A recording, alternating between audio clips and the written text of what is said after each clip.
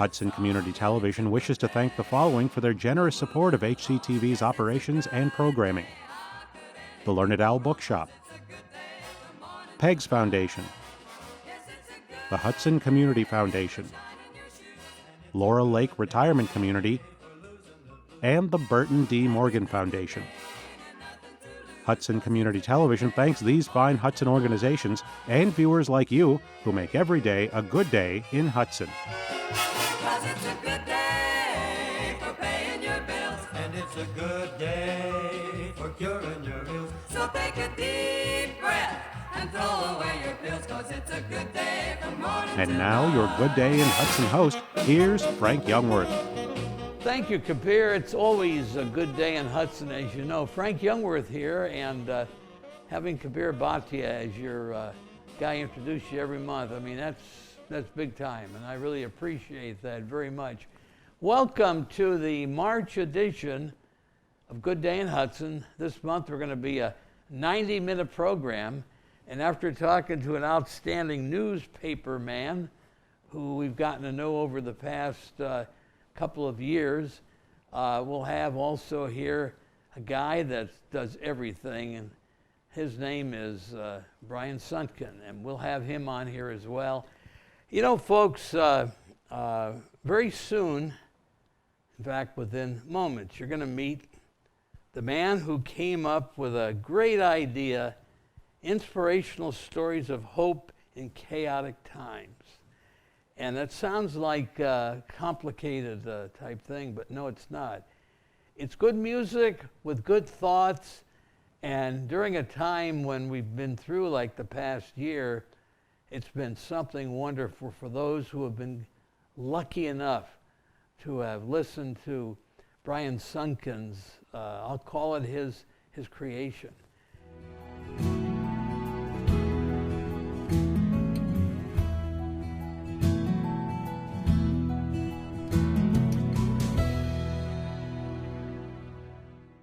My reflections this week are inspirational stories about persons who overcame obstacles and made a significant contribution to the American culture and landscape.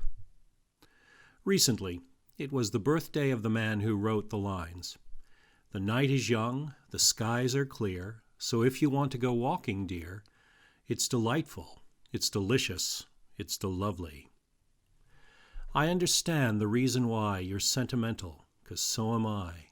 It's delightful, it's delicious, it's lovely. You can tell at a glance what a swell night this is for romance. You can hear, dear, Mother Nature murmuring low, let yourself go.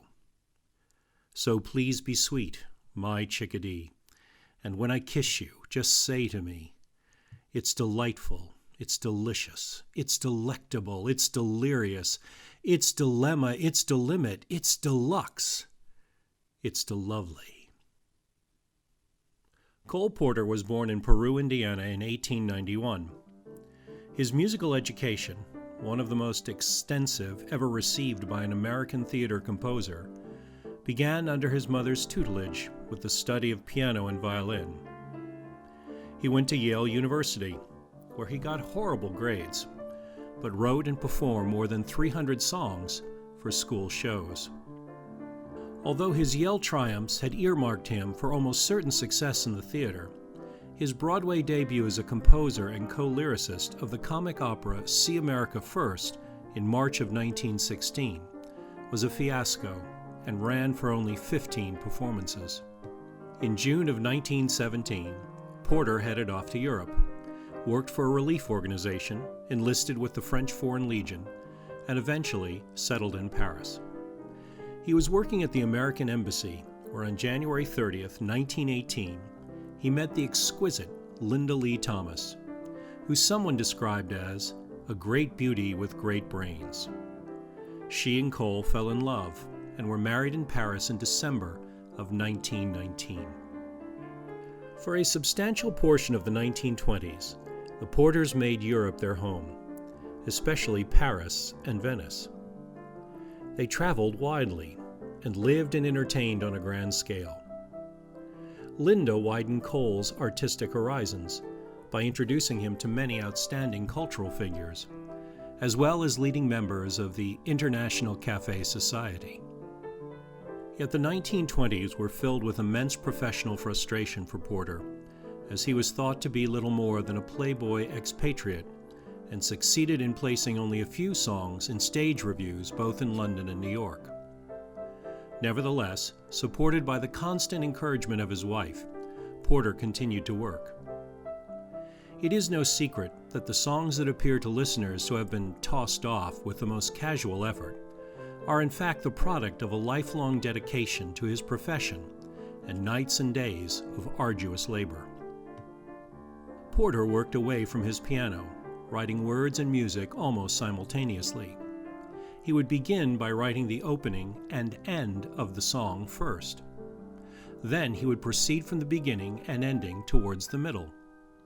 The results often produced songs with a special artistic unity, fresh, and free of many of the cliches of the vast preponderance of songs of that age.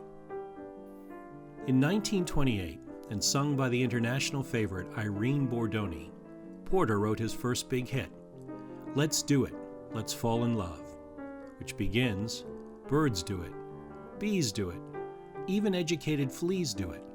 Let's do it. Let's fall in love. The rest, as they say, is theatrical history, as Let's Do It was an instant smash, and from then on, Porter's reputation was firmly established in the front ranks of the theater. Cole Porter's career was totally unlike that of the Gershwins, Rodgers and Hart, and countless others, for he did not come from the ranks of Tin Pan Alley, song plugger, rehearsal pianist, vaudeville accompanist, and the like. Porter, on speaking of his success, referred to it as a night-blooming flower. It was slow in coming, but it did nevertheless. His shows like The New Yorkers, Anything Goes, Gay Divorce, Dewberry Was a Lady, and countless others boasted numerous hit songs that buoyed the nation's spirit during the Depression. Porter suffered a horrific riding accident in October of 1937, which required over 30 operations and kept him in constant pain the remainder of his life. Yet he kept on composing, creating some of the most memorable shows of all time: Out of This World, Can Can, Silk Stockings, and the movie High Society with Bing Crosby, Grace Kelly, Frank Sinatra, and the incomparable Louis Armstrong. Cole Porter died on October 15, 1964. In our own day, the music and lyrics of this gifted and talented man can lift the spirits of this nation as we journey through crisis, health concerns, and the beginning of a recession. In 1934, Cole Porter himself recorded the title song of his hit musical, Anything Goes. He noted the strange happenings of a topsy-turvy world. In olden days, a glimpse of stocking was looked on as something shocking, but now God knows anything goes. Good authors too, who once knew better words, now only use four-letter words, writing prose. Anything goes. If driving fast cars you like, if low bars you like, if old hymns you like, if violins you like, if Mae West you like, or me undressed you like, why nobody will oppose. When every night the set and smart is intruding and nudist parties in studio, anything goes. This American icon continues to make us cry, laugh, and inspire as he touches our hearts through the gift of music. Be safe and be well. I look forward to being with you again soon.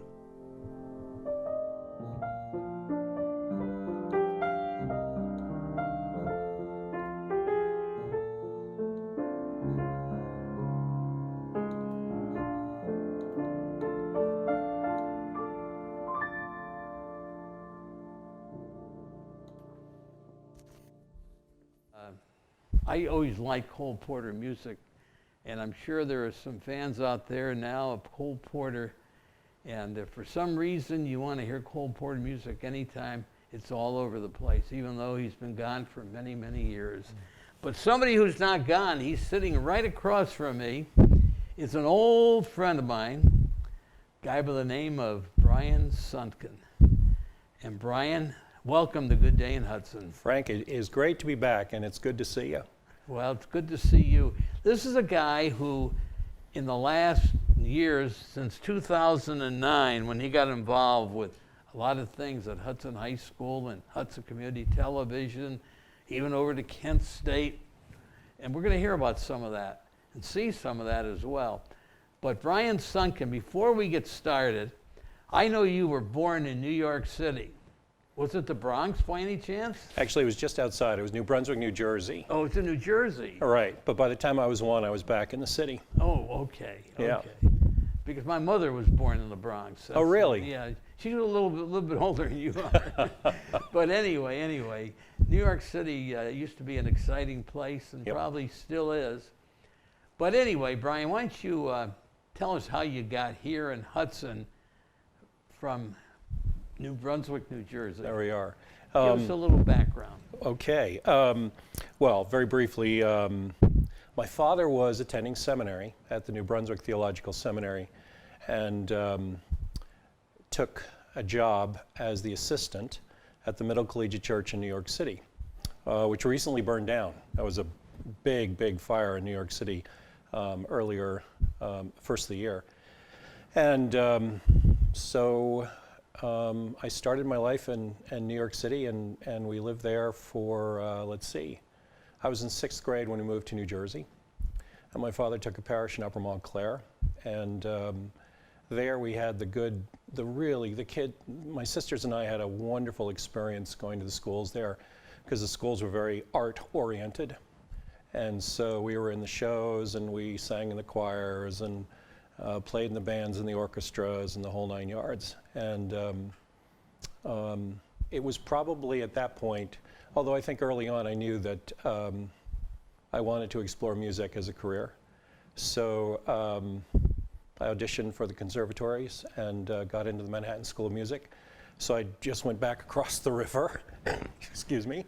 I hope you had a good rowboat. Yeah, I got over there a little faster than George Washington. And did 4 years at Manhattan School of Music and was starting on a 5th year when I received a full scholarship to go to Paris and to study in Paris, which I did. And so I studied with a soprano by the name of Irene Joachim.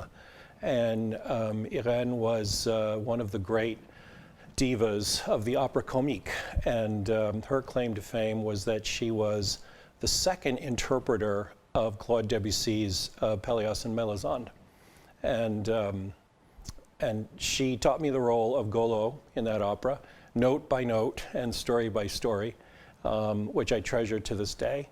And then things were going very well in my musical career. And then before you go one step further, go ahead. One quick question. Sure. Is that where you were at, where you once told us where you lived when you were in Paris, and Polly and I were on a trip over that way, and we got a chance to see it? Right, at the American Cathedral. Yeah. Yeah. Beautiful place, folks. Beautiful place. Yeah, it really was. Go ahead. Sorry to interrupt. No. Because the folks at the cathedral, the staff at the cathedral, was sensing a call to the priesthood, which I didn't think I really wanted to do, and the staff at the cathedral were very kind to allow me to test that vocation. And after a year, I had decided that I wanted to go to seminary. So the music career as a professional process was over. And I was off to New York to the General Theological Seminary, did 3 years there, met my wife, we married just before I graduated, and then off to North Carolina, where I spent 20 years before moving to Hudson. So it's been a very interesting ride. There have been mountaintop experiences, both church and in the music, and some great challenges as well. But now I'm in a new phase, a very creative phase, and I'm really enjoying it. I'm really enjoying it. And a lot of it is due to my work here and the people that I've met here at the station, and also the opportunity to just explore and try new things. Yeah. Well, you haven't wasted a lot of time along the way. You really haven't. I kind of like to have lots of balls in the air. Yeah, Yeah. no, and you've done some outstanding things. Maybe you would, now did you move to Hudson in 2009? It was actually 2005. And then you got involved with what all things you're doing around 2009? Yeah, pretty much. It started with my being on the Hudson Advisory Board for the station, if I remember correctly. And then we wanted to start taping our church services at Christ Church. So then Barb Van Blarkum and I became quite good friends. She was patient. Oh my goodness, she was so patient when I was editing projects here at the station the first go around. And she taught me a lot about Premiere Pro, and I'll always be grateful to her for that. She's a good teacher. Yeah, Ken Reichel hardly got out of town, and you were taken over as the key guy broadcasting church through Hudson Community Television. Yeah, we did a couple years of it, and then Kerry, I got to know Kerry very well, and he was very kind to allow me to explore all sorts of things. And then working with the band, that opened up a whole new world of being able to use the studio to tell the story of these amazing young people in Hudson who are part of the orchestra and the chorus and the choirs, and also the marching band and concert bands. Yeah, so. In fact, if I remember right, when you and I were talking a little bit about this, because I've known Brian for most of this time that he's talking about, not back in New Jersey. Right. Even though I was born in New Jersey, but I got out of there before. Where were you born in New Jersey? I lived in Garfield. Oh, okay, Bergen great. County. Sure, Essex County. But anyway, I got out of there before he came along. Right. But anyway, once you got here to Hudson, we run into each other now and then, one thing or another. And I think that the thing that's most interesting, when you got involved with the kids here at the high school and made that into something here at Hudson Community Television, at a time when Kerry was trying to get any kind of good programming he could get, and all of a sudden, I have to say this to you, I don't want you to blush, came a guy who knew what he was doing really well. You're kind. And you've done so many outstanding things. So why don't you just kind of reminisce with some of that? And the one thing I remember is that you go to band camp for how many years so far? This will be my 15th band camp coming up. I think that's wonderful. Yeah, it's. You ought to get your son's drums and play the drums for him. Well, actually, to be totally honest with you, it was John. That's how you got involved. Right, that's how we got Yeah. involved, because when he came up, he wanted to play the drums since he was 4 years old. And one Christmas we got him a drum set, and he woke us up Christmas morning at about 4:30. And we said, okay, you've got to go back to bed for at least a half hour. So Dad's tired. And so 5 o'clock, he was ready to go.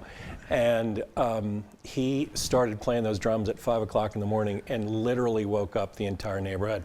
I mean, he was having so much fun. And I'll never ever forget that morning. But his passion is music. And when he came here, he got right involved with the marching band.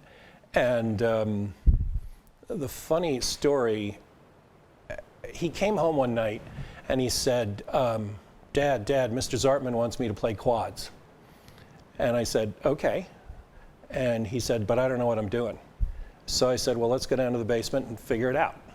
So, and the next thing I knew, I met Mark shared a little bit of my story, asked if I could start taking pictures for the band. And so it really started off, my time with the Hudson Marching Band was with photography, which is something I love to do. And I've taken tens of thousands of pictures of the Hudson High School Marching Band, the swing band. The best part of being involved with this organization over the years is that when you go to band camp and you see a freshman who's having a really hard time marching or getting into the whole swing of the process, and then 4 years later they're a head senior squad leader, and that progression of watching the development of a young person is just so exciting. And that's what keeps me going year in and year out. You know, when I'm standing out in the cold in October or November at a playoff game and I'm thinking, why am I doing this? It's because of the joy of watching a young person succeed. And what I love about the band is that for students, it's an immediate family because they're so welcoming. And the way we run camp with the upperclassmen really bringing the freshmen on board, it's an amazing thing to watch. And boy, they work hard. I mean, we never had a band camp at my high school in New Jersey like they have here. I mean, this is a well-oiled machine. And we come back with 2.5 full shows in 5 days, which is it's really unbelievable. Yeah, back in the days of Rolling Gamble, I was the band announcer. Oh, yes. And I used to go to a lot of the rehearsals so I could know what they were going to play, so I could write the script for Friday night. But it's your show we're talking about. But I had the same feeling as you, even though my kids were in the band, and that was the reason why I got involved, much like you did with Right. John. But the thing was to see these kids who could do so well. It's unbelievable. What a great job. I mean, Rolling Gamble had those kids where they didn't need him when he would get them started on football night, and they played. They knew what they were doing. He didn't have to be up there leading them or anything. They knew exactly, and Right. nobody was ever out of place. Right. Now, you've also done an awful lot with the band shows they have each year. I can remember them very well going back when I was involved, and those were great shows. And I think you even have a film clip you're going to show us real quick. We do. I have a very short, this is from the 2019 Parade of Bands. It's the opening. And that year we were blessed to have drone footage. So we got to see patterns from 300 feet above the stadium, which was really cool. And again, the Parade of Bands is just a night to celebrate young people. And, and to see, the band from Mogador comes and they've got about 25 people in the band, although that's been growing over the years. And then a medium high school comes with their band, and so it grows a little bigger. And then Stowe or Solon or Wadsworth. Wadsworth has a great band, and they come. So this is just a little snippet. It was an advertisement, actually, a 2-minute advertisement for the Parade of Bands. Like Johnny Carson used to say, let's watch it for a few minutes. Okay.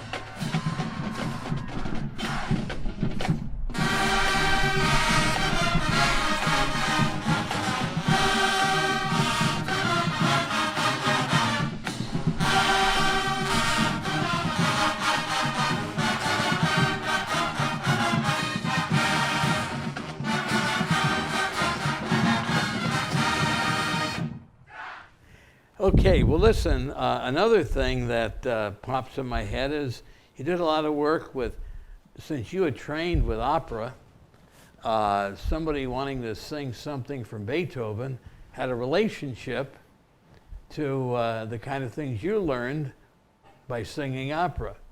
One of the really great blessings of my time in Hudson has been the ability to work with creative artists from all different schools. And part of that happened because of an introduction that you made with Effie Sengus. Oh, yes. And Effie was the marketing director for the School of the Arts at Kent State. And she was looking for a producer, someone to come and help her put together a 30-minute show. And I said, I'll do it, not really knowing what I was getting into. But we kind of made it up over, and recently I've had some time off at work, and I watched the first story we did, and then 6 years later I watched the last story, and to see the change, not only with Effie, but also in production, was very, very satisfying. I mean, we really did make a difference and told some nice stories about all the different parts of that amazing university. The School of the Arts doesn't get enough praise, I think, at Kent State.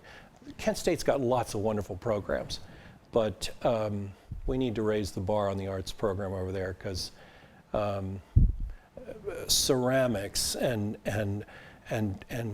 drawing and printmaking and, oh my goodness, the dance and musical theater are amazing. And then I had the good fortune of meeting Jerry Wong. And Jerry Wong was a resident here in Hudson before they moved recently to Australia, where he's teaching in university down there. And Jerry is a phenomenal pianist, absolutely phenomenal pianist. And when he knew that I was doing some work for the station, he said, I've got some ideas about some programming and I'd like to talk to you about it. So I went over to the house and we had a long conversation, and actually I did a couple of private pieces for him that he used on his website. But then he was doing the Beethoven Choral Fantasy, which, Frank, that's a really cool piece. I want to check my date on this because it's a cool story. Yeah, 1808. In December of 1808, Beethoven decided he wanted to have this great big concert. So he programs the premiere of the 5th Symphony, the 6th Symphony, his 4th piano concerto, excerpts from the Mass in C major, and then he wanted a big ending. I mean, we're talking about a marathon concert. And so he decided that he would write something for chorus, orchestra, soloists, there's 6 soloists, and pianist. And he called it the Choral Fantasy. It's about 20 minutes long. And he actually played the piano at the premiere. And it begins with an improvisation, which is now it's been written out. But at the night of the premiere, actually, Beethoven just made it up on the spot, which is incredible, absolutely incredible. It's hardly ever done because it involves so many different pieces. But they did it at Kent State, and Jerry said, would you come over and film it? And I said, of course, I can't wait. And so we did it for my programs called Music from the Buckeye State. And I'll just say just very briefly about that. Music from the Buckeye State was just my wanting to celebrate the amazing music and ensembles that we have here in Northeast Ohio. I mean, between Cleveland and Columbus, there is so much musical activity going on. And it's just a blessing to be able to record it and to share it with others. So this Beethoven it's right at the thrilling ending. It's the last 2 minutes of the piece. And I hope everybody will enjoy it. Let's enjoy it together. Great.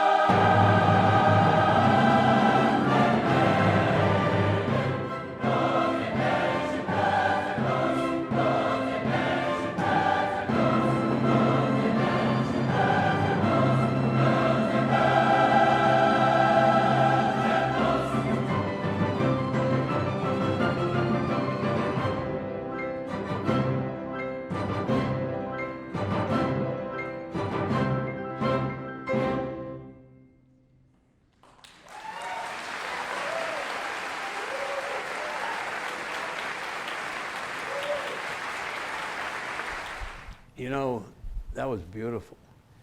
But you know, as I'm sitting here listening to you, I know that you're a priest.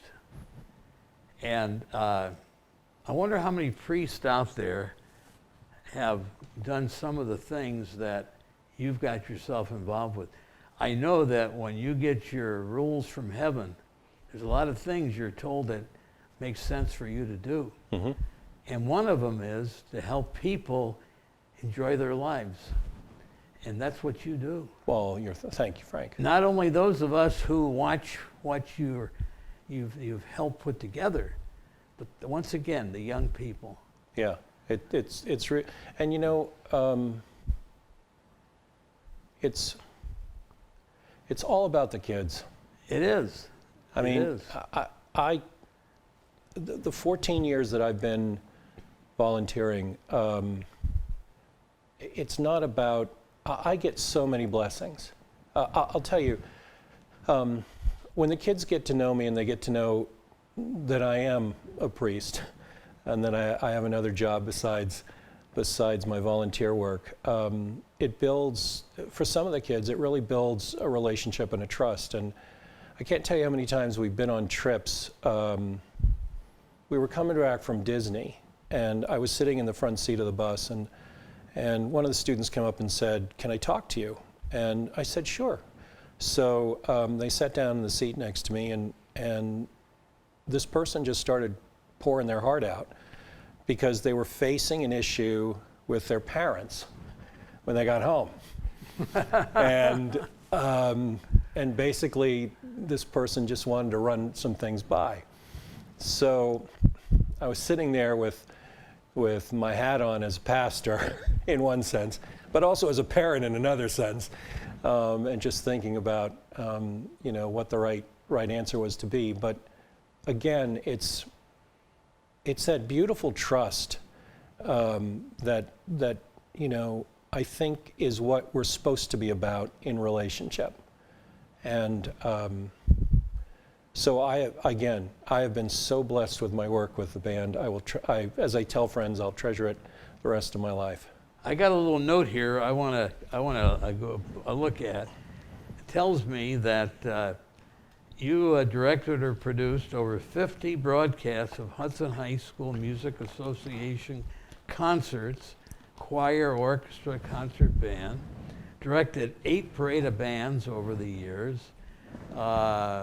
I mean, there's so much that you've done, but you've enjoyed and loved every minute of it. I love, I get teased by the volunteers who work the cameras here and also by the staff when I'm directing.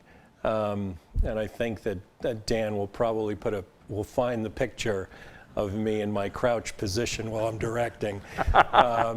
Because I know that I want a very certain shot every year they play Sleigh Ride at the end of the band concert. And trying to get the horse with the trumpet and the horse neigh with the whip and then going to a full shot. We laugh. It took me probably about 6 seasons to get that right.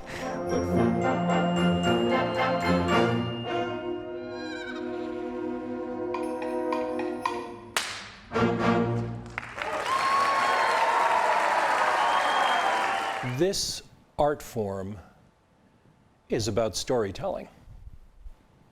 And so when I'm working with a string quartet, or I'm working with 3 flautists, or I'm working with a pianist, how do I tell the story that they're trying to convey?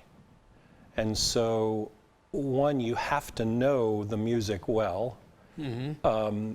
But then again, when we're doing chamber music, which I absolutely love to record, I love it when the violist will pass the melody off to the violinist, and then the violinist will pass it back to the cellist. And there's actually almost like this handing off, this visual handing off.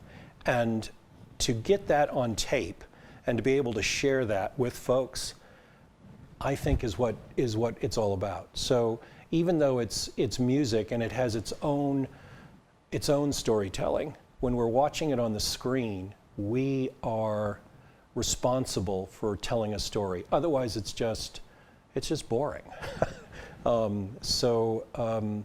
How can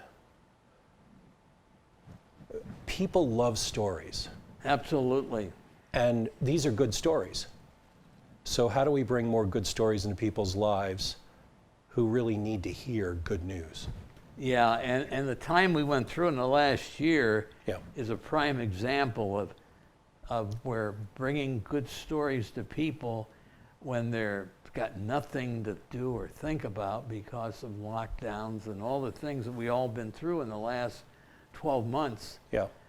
And those inspirational things you put together, and I've been fortunate to see and enjoy several of them, and they're outstanding. I really would love to see them on some kind of PBS station where they play every single one. Oh, you're kind. And have you sitting there talking about how you got the idea. Speaking of ideas, we're going to come to your newest one on this show before we're all done. Mm-hmm. But we have about 7 or 8 minutes that we can lead up to before we play it, because we both made a deal that we're going to talk baseball. Yeah, we are going to talk baseball. We're going to talk baseball. Spring training is with us. Amen. And you know, I've been a baseball Giants fan even after they left the city of New York and the Polo Grounds, went out to San Francisco, and I'm hoping that they have a great team this year. And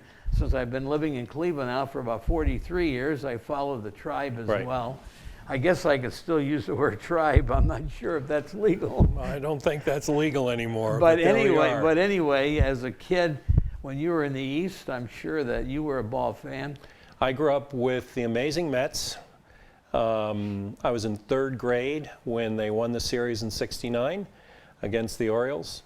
I can tell you every player in every position of the '69 Mets. I can tell you the starting rotation. And my hero was Tom Terrific, Tom Seaver. And I remember. And that amazing, when he got into the windup and then he'd stretch out, he got so low to the plate. He got so low to the ground. And that right knee of his was always dirty. It was always muddy because he was touching the mound all the Right. time with that. But they were, I can remember when they lost the first game of the series to the Orioles, and I thought life was over. and you know, it was one of those you got to believe. Right. And it was an absolute miracle. It was an absolute miracle. I'm trying to remember. Was my guy Say-Hey with the Mets then? No. He got traded to them Right. at the end of his And career. I think he played in the '73 series. Yeah. I know he played in one of the series. It must have been '73. 73. But in '69, it was, okay, I'm going to do this anyway.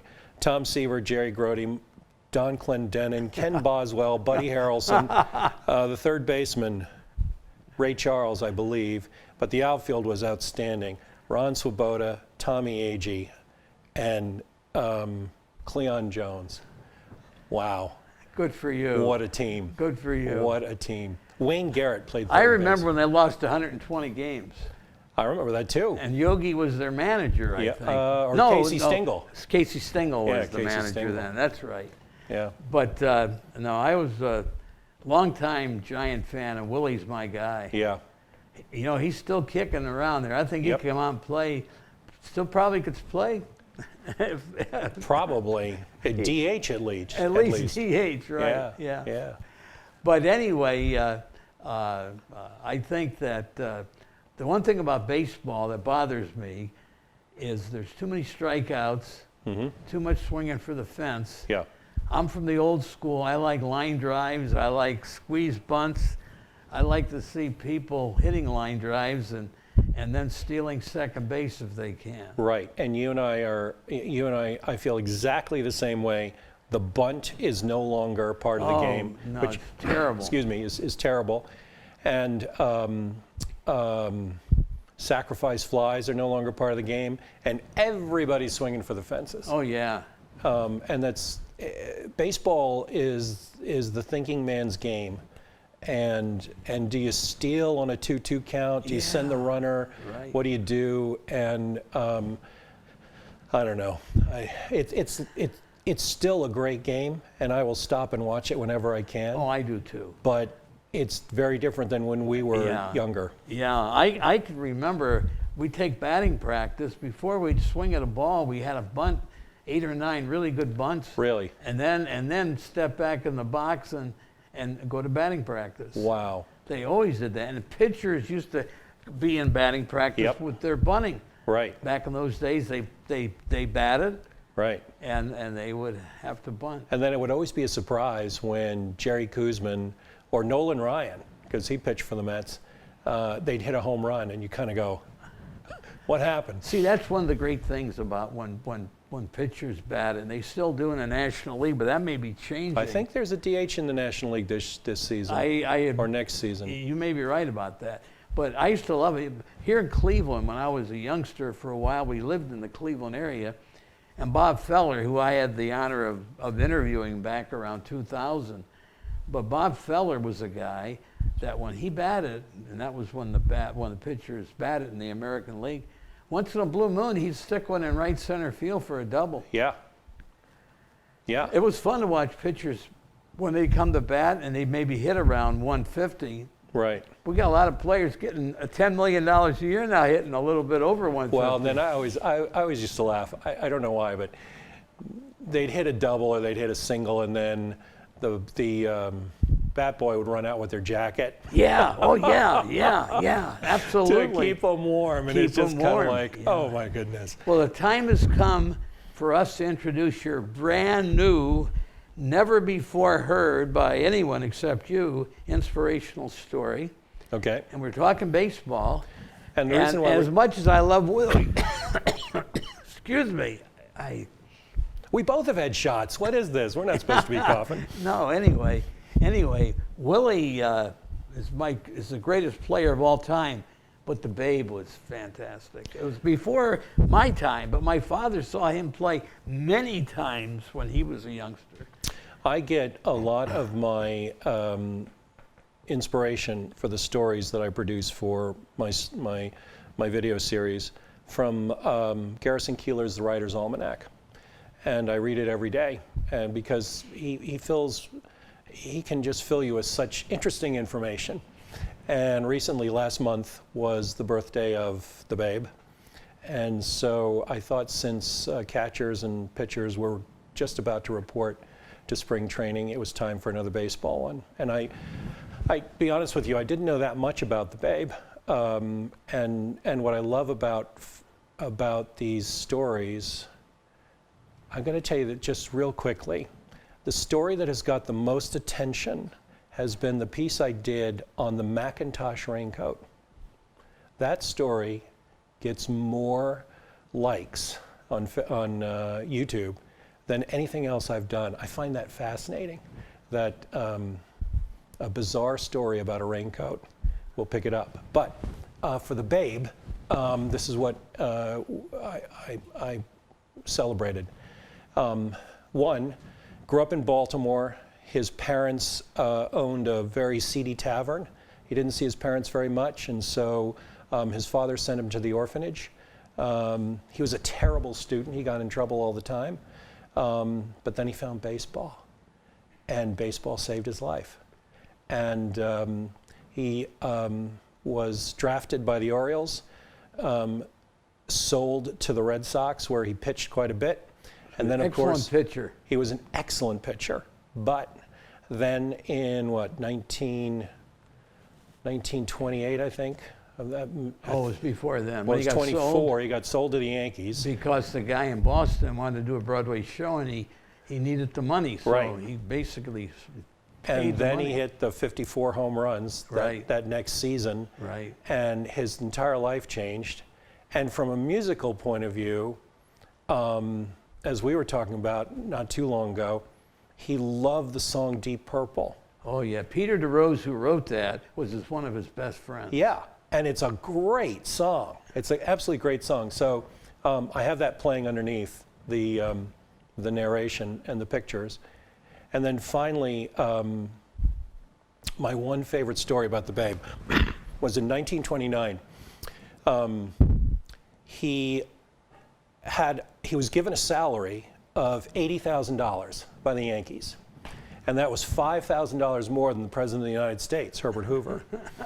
And when asked that he was being paid more than the President, the Babe just looked at everyone and said, why not? How many home runs did he hit? Oh, no. He said, why not? I'm having a better year than he has. He is. Yeah, that's right. Yeah, you're right. And you know, that was very true. And he was a real celebrity. And then, of course, you know, he died so young. 1948. With cancer. And that famous picture, that Pulitzer Prize-winning picture of him standing at Yankee Stadium for the last time, you know, with the right field in the distance, and using the bat as a cane, you know, yeah. And thin as a rail. I mean, he gave his life to baseball, but in the end, baseball saved him. So an inspirational story about the Babe. One thing I want to add to it, then we're going to Sir, go to it because yes. we're running over a little bit, but the Babe in Wrigley Field in the World Series, I think it was 1932, he called his shot. Oh, of course, yes. He just stood there and the guy was trying to mow him down and just kept taking it, and then he pointed out to the center field bleachers, next pitch, went out there. He went out. Anyway, let's watch the Babe's inspirational story, hear the good music, and thank you so much for being on the program, Brian. Been a great opportunity for me to learn a lot more about a very good old friend of mine. Thank you, Frank. It was my pleasure. Thank you very much. Thank you. Let's watch the Babe's story right now.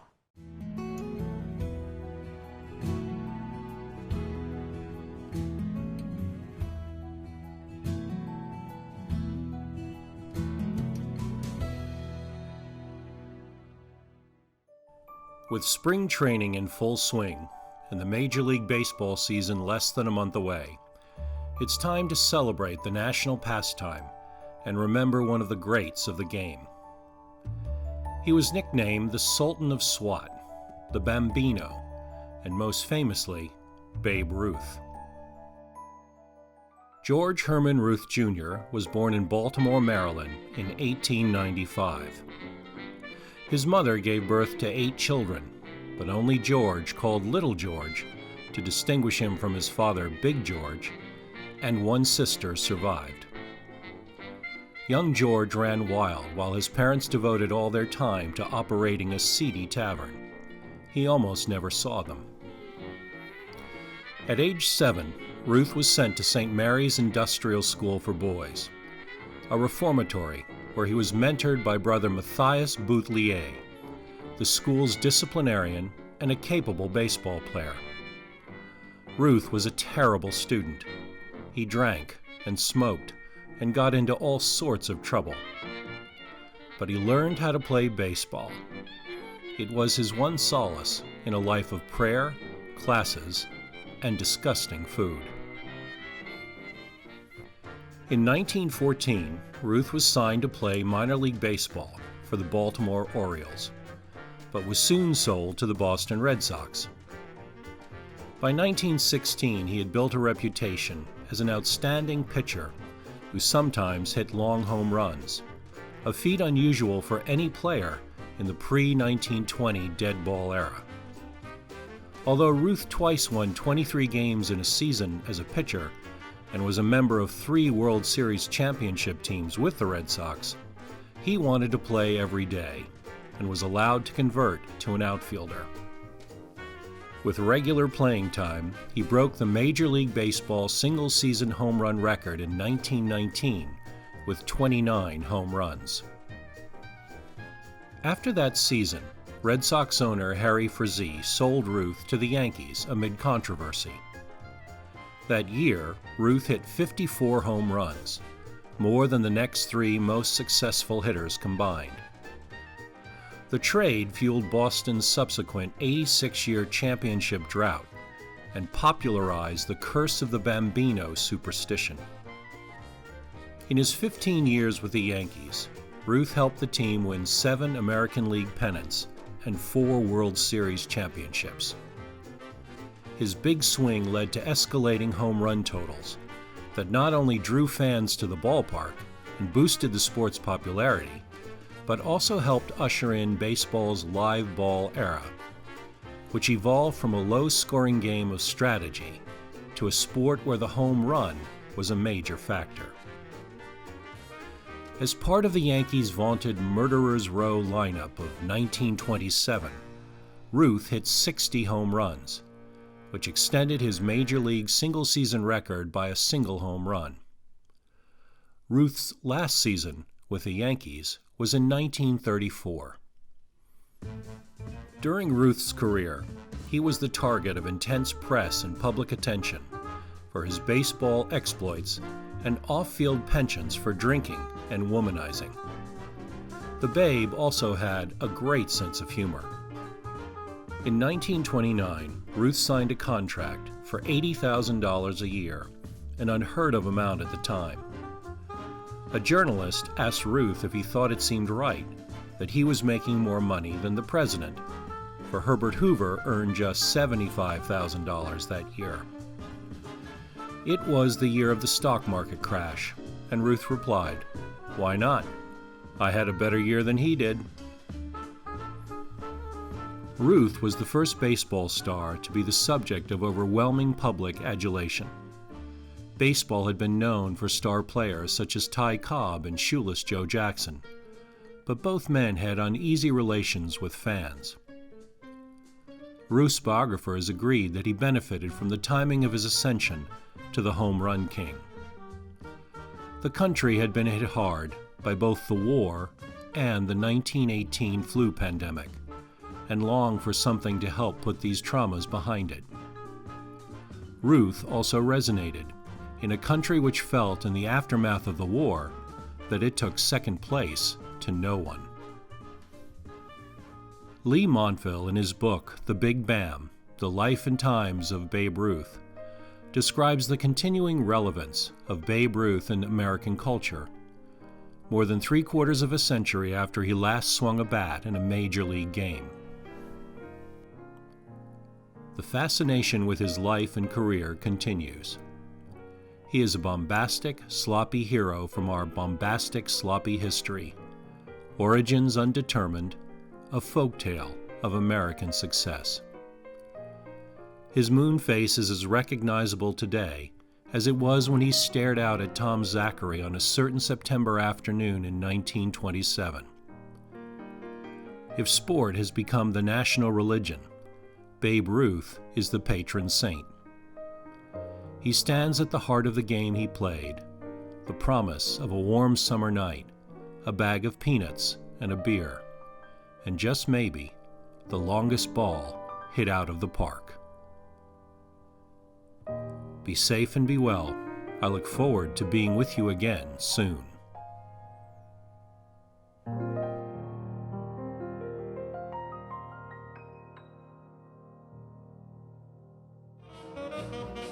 Hudson Community Television wishes to thank the following for their generous support of HCTV's operations and programming: the Learned Owl Bookshop, Peg's Foundation, the Hudson Community Foundation, Laurel Lake Retirement Community, and the Burton D. Morgan Foundation.